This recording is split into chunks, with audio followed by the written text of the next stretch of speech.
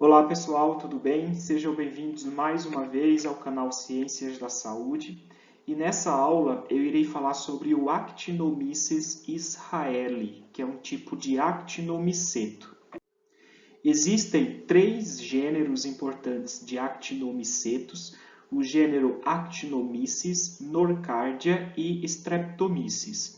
Esses micro-organismos são bactérias, mas por muitos anos acreditava-se que eram fungos, porque essas espécies apresentam uma morfologia filamentosa, que também tem uma característica em que esses filamentos eles se ramificam, que é muito semelhante no caso dos fungos, né? No caso dos fungos filamentosos, que são compostos por hifas. Então, por essa característica morfológica dessas espécies de actinomicetos, por muito tempo acreditavam-se que eram fungos.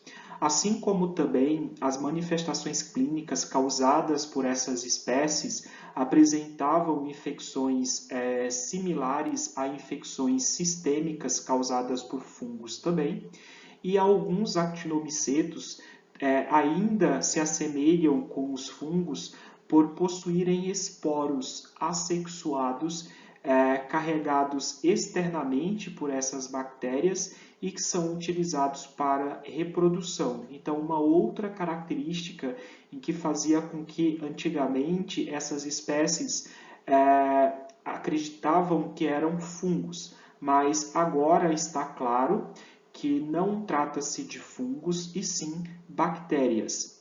Mas hoje se sabe que essas espécies de actinomices, de actinomicetos, têm um estreito parentesco com as micobactérias. As micobactérias é um tipo de bactéria que causam problemas como tuberculose. O principal exemplo de micobactéria é o Mycobacterium tuberculosis, o famoso bacilo de Koch, assim como o Mycobacterium leprae, que é o agente etiológico causador da hanseníase.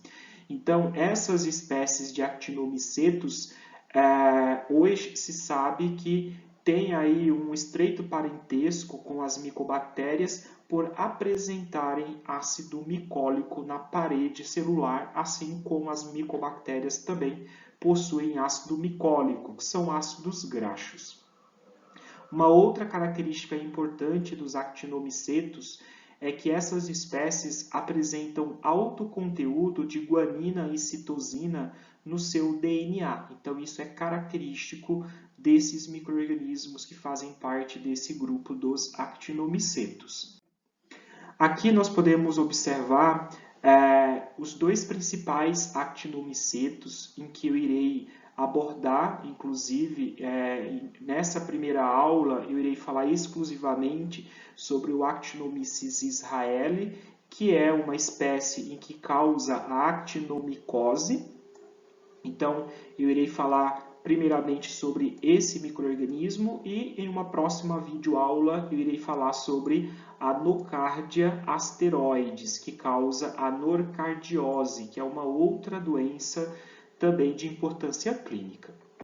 Então, com relação ao Actinomyces israeli, levando em consideração as suas características gerais, esse micro-organismo, morfologicamente, como nós podemos observar aqui nessa imagem, apresenta longos filamentos ramificados, se assemelham às hifas fúngicas, né, que são as estruturas básicas que constituem os fungos filamentosos, por isso que por muito tempo os actinomicetos eram confundidos, acreditavam-se que eram fungos. Esse micro-organismo é anaeróbio estrito, gram-positivo e não formador de esporo. Então, essas bactérias normalmente fazem parte da microbiota normal, estando presente nas criptas das tonsilas, conhecido também como amígdalas, na região da nasofaringe, assim como também essa bactéria ela pode estar presente na saliva, no periodonto, que são os tecidos que envolvidos na fixação dos dentes ao osso maxila, ou no caso da mandíbula, assim como também pode estar presente no trato gastrointestinal e no trato genital feminino.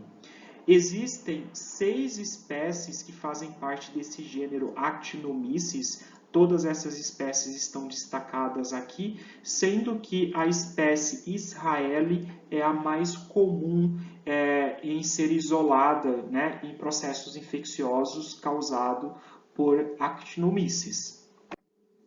Com relação à doença causada por esse micro-organismo, a doença é a actinomicose. Então, essa doença ela causa a destruição de tecidos, geralmente afetando a cabeça, o pescoço e os pulmões. Em algumas situações, mesmo que raras, pode também ocorrer uma actinomicose generalizada, sistêmica, quando se tem uma disseminação desse micro-organismo através do sangue, acometendo assim vários outros tecidos. Com relação aos fatores predisponentes, em condições normais, esses micro-organismos, no caso essa espécie, não é capaz de induzir a actinomicose porque apresenta baixa virulência, exatamente por fazer parte da nossa própria microbiota.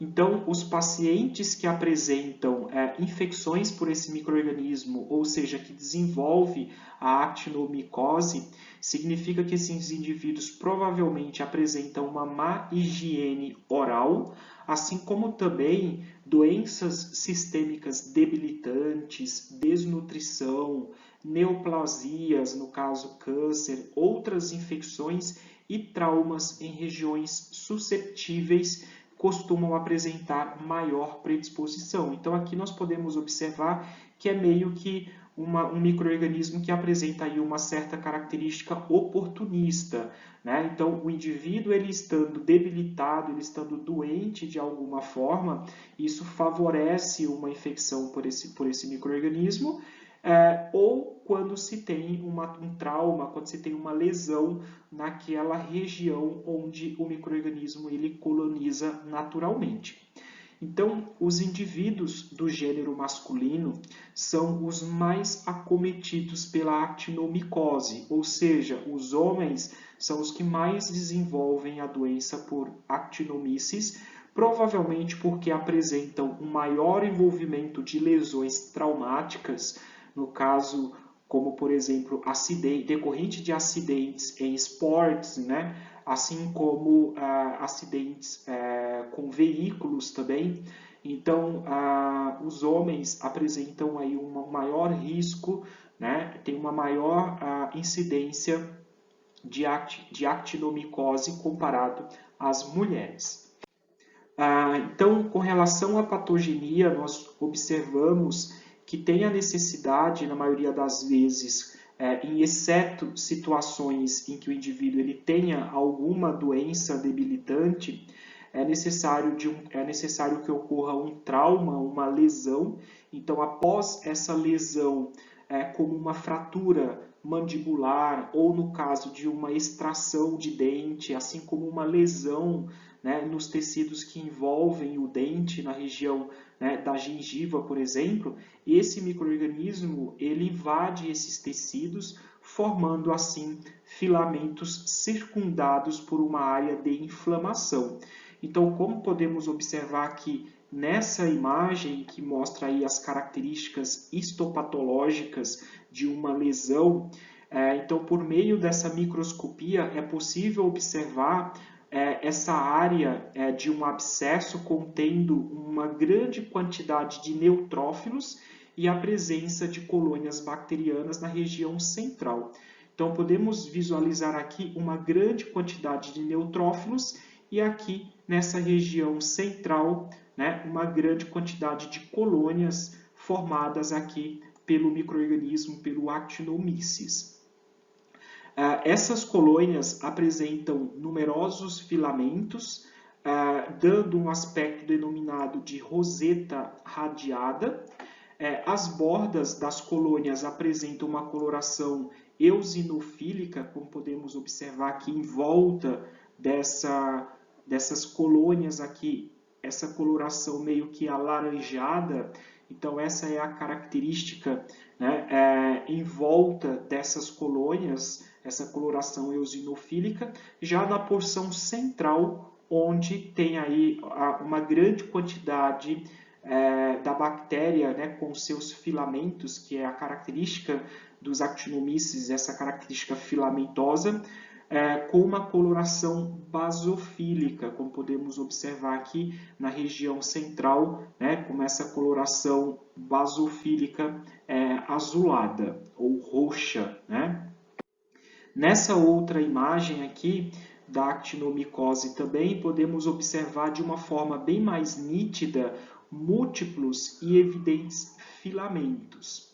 Então, de todas as formas, né, de actinomicose, a forma mais comum, né, é a actinomicose cérvico-facial. Então, como podemos observar aqui nessa imagem? Então, podemos observar aqui a presença de fístulas, né, assim como também a presença de pequenos abscessos nessa região que é conhecida como ângulo da mandíbula.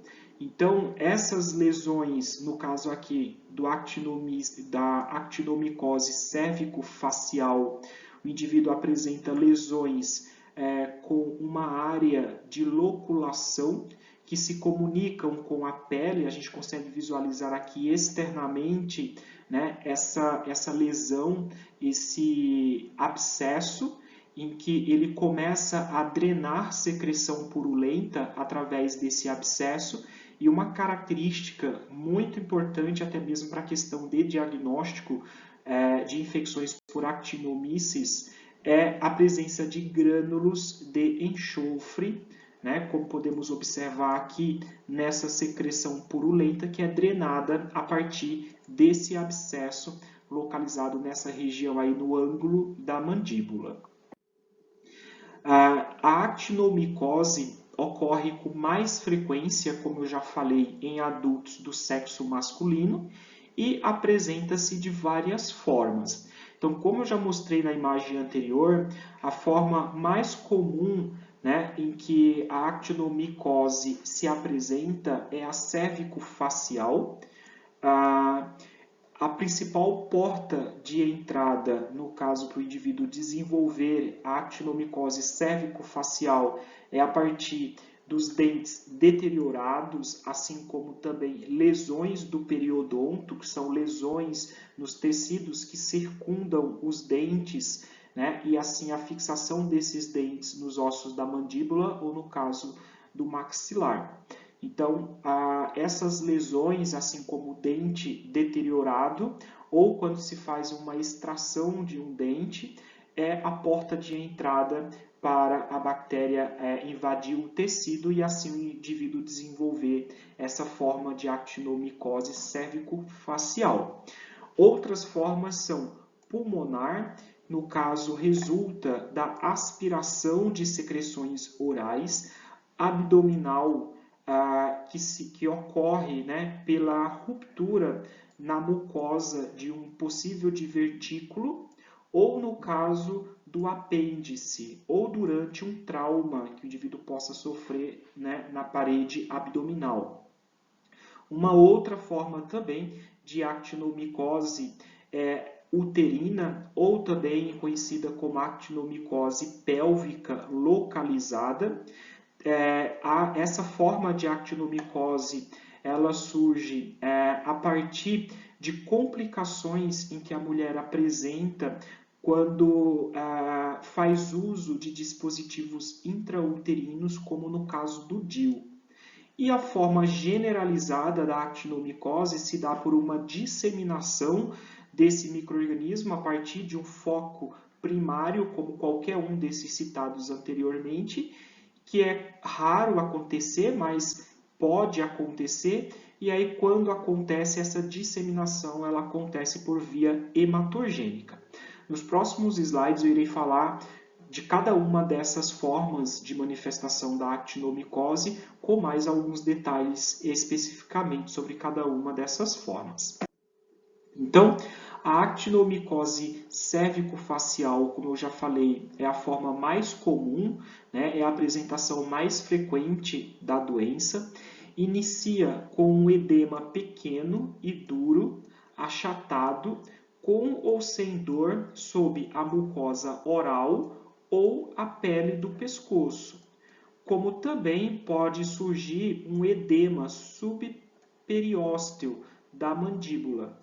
E após o surgimento dessas lesões, né, citadas ou sob a mucosa oral ou aí na pele do pescoço, assim como na região do periósteo da mandíbula, áreas amolecidas aparecem e abscessos e fístulas se desenvolvem, ocorrendo aí a drenagem, né, ou seja, permitindo drenar secreções contendo grânulos de enxofre, que é característico da actinomicose causada aí pelo Actinomyces. Então, abscessos se formam, né, ou seja, tornando-se totalmente visíveis na região da face, assim como do pescoço, com uma grande quantidade de secreção purulenta no interior desses abscessos, com uma drenagem espontânea, né, e tendo aí a liberação de grânulos de enxofre presentes dentro dessa secreção purulenta, que é característico. Pode ser também afetados bochecha, assim como língua, faringe, glândulas salivares, ossos cranianos, meninges ou cérebro, e normalmente por extensão direta. Então, a partir das lesões dessa região da face e do pescoço, essas lesões elas acabam aumentando, podendo atingir outras regiões, como ossos do crânio, meninges, assim como até mesmo o cérebro. A actinomicose pulmonar manifesta-se clinicamente como uma pneumonia crônica, como eu citei lá anteriormente. Normalmente acontece por uma aspiração de secreção oral. Então, tem como manifestação clínica uma pneumonia crônica indolente, de evolução lenta, com ou sem envolvimento pleural, pode ou não comprometer a pleura, que são as membranas que revestem os pulmões, e o indivíduo apresenta tosse produtiva, febre, dor torácica e perda de peso. Ou seja, esses sintomas acabam mimetizando um quadro de tuberculose ou até mesmo uma malignidade, no caso de um câncer de pulmão. A doença ela pode se estender para o mediastino também e causar fístulas traqueoesofágicas, assim como pericardite, miocardite ou endocardite.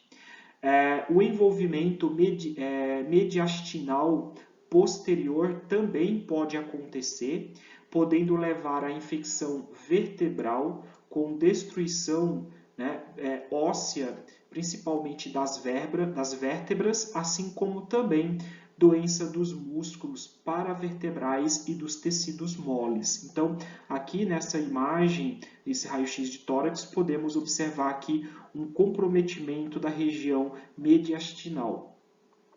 Por esse mecanismo em que o micro-organismo ele consegue se estender, né, da região pulmonar, do tecido pulmonar, para essa região do mediastino. E a actinomicose abdominal é a forma mais indolente. O diagnóstico raramente é suspeitado ou realizado por motivos clínicos, ou seja, por sintomas em que o indivíduo apresente puramente. Na maioria das vezes tem a necessidade de realizar biópsia e realizar uma análise histopatológica. Os intestinos e o peritônio são as principais regiões infectadas por essa bactéria, principalmente a região do cécum e apêndice, que são regiões do intestino grosso. O indivíduo apresenta sintomas como dor, febre, vômito, diarreia ou constipação intestinal e emagrecimento. Então, esses são os principais sinais e sintomas característicos de uma actinomicose abdominal. Surgem uma ou massas abdominais, né? Ou seja, podem surgir também uma ou mais massas abdominais que provocam sinais de obstrução intestinal parcial. Então, o indivíduo ele terá problemas aí no trânsito intestinal por uma possível obstrução parcial do intestino. Pode haver também drenagem de abscessos e fístulas intestinais, estendendo-se para a parede abdominal externa, que aí, né, é ainda mais grave, podendo evoluir para uma sepse, entre outras complicações, podendo até mesmo levar o indivíduo a óbito. Outra forma também é a actinomicose pélvica, ou uterina, também como conhecida, né? Eu já falei sobre essa forma da actinomicose, é quase exclusivamente observada em pacientes que apresentam, no caso mulheres, uso prolongado de dispositivos de contraceptivo intrauterino, no caso do DIU, por mais de 2 anos. Pode se desenvolver também a partir da extensão de infecção intestinal. Então, no caso, a mulher tendo uma actinomicose intestinal, ela pode também desenvolver uma actinomicose pélvica por essa extensão, né? E os principais sintomas da actinomicose pélvica é corrimento vaginal, dor abdominal ou pélvica, menorragia, febre e perda de peso. Como podemos observar aqui nessa figura, nessa imagem, essa imagem aqui obtida pela coloração pelo método de Papa-Nicolau, em que foi realizado o esfregaço a partir de um material colhido cérvico-uterino e assim possibilitando visualizar aí a presença do micro-organismo, né? Uma grande quantidade de actinomyces, né? Podendo observar aqui nessa região central essa tonalidade mais escura, né? Mais basofílica, e até possibilitando aí a visualização desses filamentos, né? Aqui nas extremidades, parecendo como se fosse um aspecto assim algodonoso. Então isso é característico de uma infecção por actinomyces. É a forma como a gente pode estar visualizando quando é realizada uma coleta de material cérvico-uterino e corado esse material pelo método de Papa-Nicolau, que é uma forma de diagnóstico. Já no caso da actinomicose generalizada, a infecção ela se dissemina hematogenicamente, ou seja, através do sangue, para corpos vertebrais, assim como cérebro, fígado, rins, ureteres, e em caso das mulheres, para órgãos pélvicos. Pode ocorrer sintomas diversos relacionados com estes locais, como dor nas costas, cefaleia, dor abdominal, tudo vai depender de qual região, de qual órgão que está sendo acometido aí por esse micro-organismo. Com relação ao diagnóstico laboratorial, ele é realizado por bacterioscopia a partir de secreções colhidas dessas regiões em que apresentam abscessos, podendo assim observar a presença de bacilos ramificados gram-positivos, especialmente na presença de grânulos de enxofre. Também pode ser realizado o cultivo em condições anaeróbicas do micro-organismo a partir de espécimes de pus, né? E assim podendo observar o crescimento do micro-organismo, né, nesse meio de cultura e posteriormente realizando métodos de coloração, possibilitando assim também a visualização do micro-organismo. Os actinomyces também podem ser identificados por imunofluorescência, que é um outro método de diagnóstico, só que não há testes sorológicos, né, utilizados para identificação desses micro-organismos. E com relação ao tratamento e prevenção, o tratamento consiste em administração prolongada de grandes dosagens de penicilina G, associada à drenagem cirúrgica, tem a necessidade de drenar a secreção purulenta presente dentro dos abscessos. Normalmente, esses micro-organismos não apresentam resistência significativa à penicilina G e não há disponibilidade de vacina ou fármacos profiláticos para prevenir contra infecções por esses micro-organismos, uma vez que eles fazem parte de certas mucosas, de certas regiões do nosso corpo. Então, finalizo aqui mais uma vez uma aula. Não deixem de assistir a próxima videoaula, em que eu irei falar sobre a nocardia, que é um outro gênero, né, em que é considerado também um actinomiceto. Tá? Então, até a próxima aula.